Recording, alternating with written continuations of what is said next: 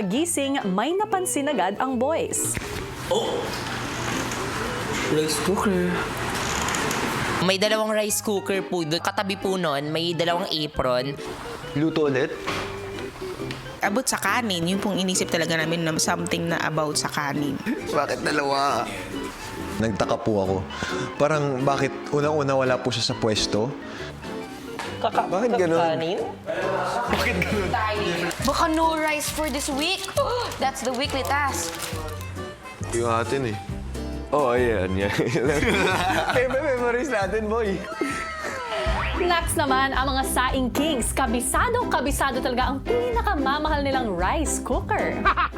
At sa pagkuha ng kanilang daily supplies, may napansin silang kulang. Walang kanin. Oh, jeez. There's no bigas. Vince, di ako mag-workout, bro. Same. Yun ba yung task? Mahilig talaga po ako sa kanin. Bro, bakit walang kanin? And malakas po ako magkanin. Bro, ang lala nun. Uy, at least meron pa...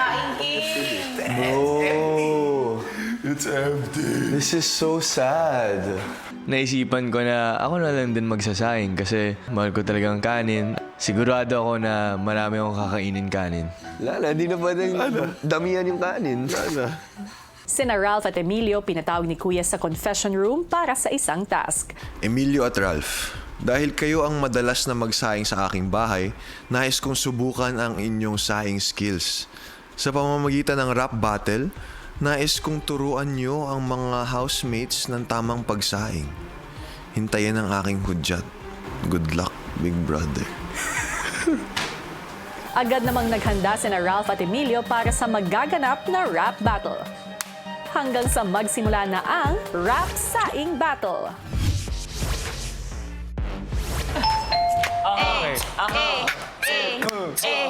Magmula sa umaga hanggang sa gabi, isa lang nasa isip ito ang kanin.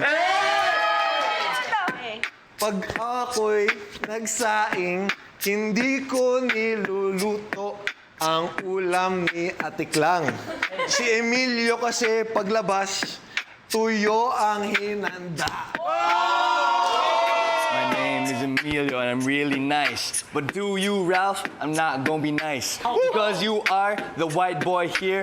But you know, I'm here to school you. I'm gonna show you how to cook some rice. Wait here now and sit tight. Mukhang mainit-init to. Kumbaga, masarap na breakfast to, kuya. Rap battle ang atake.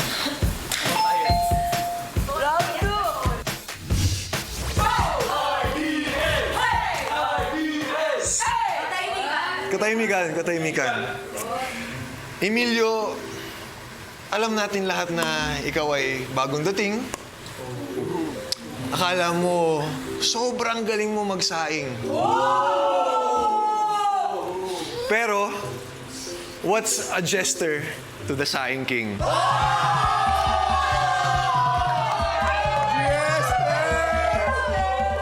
When I make rice, I make it with love. I make sure that you feel the love. Emilio, kala mo sobrang lambot ng kanin mo. Pero ang totoo, kasing tigas to ng braso mo.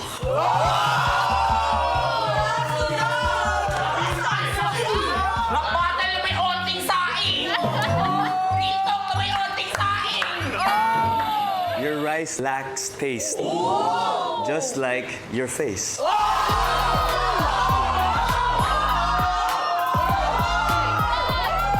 Kay Ralph, andun yung angas, andun yung rhyming ng words.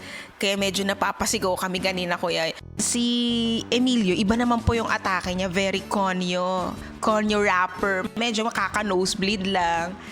Kaya for me, 2 points para kay Ralph.